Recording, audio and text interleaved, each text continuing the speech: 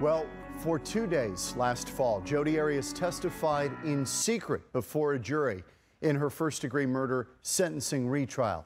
Reporters and the general public at that time were locked out of the courtroom. An appeals court, though, eventually reopened the courtroom. But a transcript of what Jodi Arias actually told the jury during those days, that had never been available until today. And it's very interesting stuff. Steve Kraft joins us live with the story. Steve.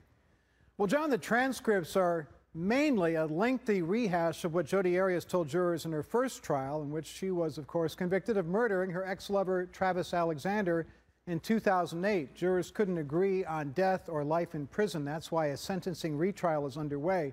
In her testimony this time, she mainly revisits her childhood and relationships before Travis Alexander.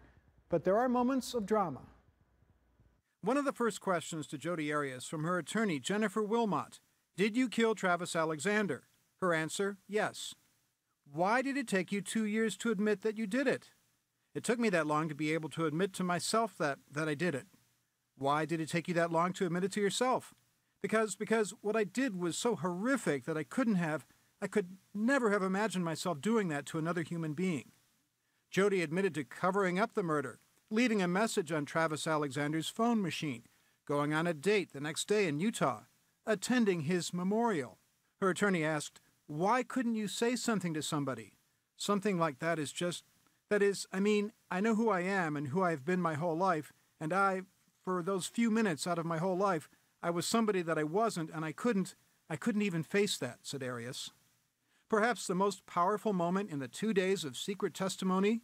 Her attorney asks, and when you see the pictures that were taken after he died, and you see the number of stab wounds that there were, how do you feel about that when you see that? Arias, again, I think that this is somebody that I cared about, and I caused that pain, and those were his last moments, and it makes me sick, and I wish so badly that I could just do that whole day over again.